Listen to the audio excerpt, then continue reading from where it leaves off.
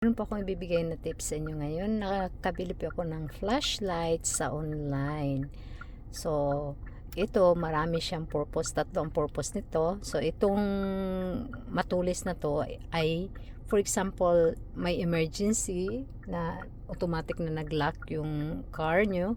Pwede nyo siyang ipukpok dito. Dito. Ayan. Nakikita nyo kasi matulis. Pwede siya ipukpok dyan. Ayan. So, magka-crack yan.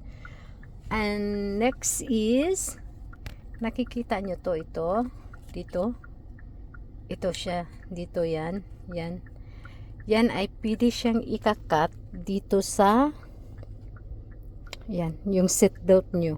Kung halimbawa may emergency na hindi nyo matanggal yung seat belt, ayan, pwede nyo siyang ikakat dyan, dito sa seat belt. Yan, ilalagay nyo lang yan. Tapos, ikakat nyo yan. So, hindi ko ilalagay masyado kasi baka makat yung seatbelt ko. And then, ito na yung, yung flashlight. Yan, magagamit nyo yan. Pag halimbawa, emergency na, tawag nito, walang ilaw. Ayan.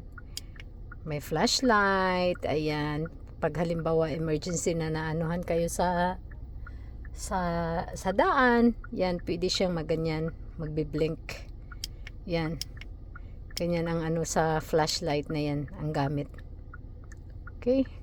So, chargeable po ito. Ayan. Nakikita nyo? Yan siya. Yan. Nakikita ko to noon sa TV, sa home shopping, kaya hinanap ko sa online shopping. So kung gusto nyong bumili, just PM me kasi maraming purpose ang flashlight na to.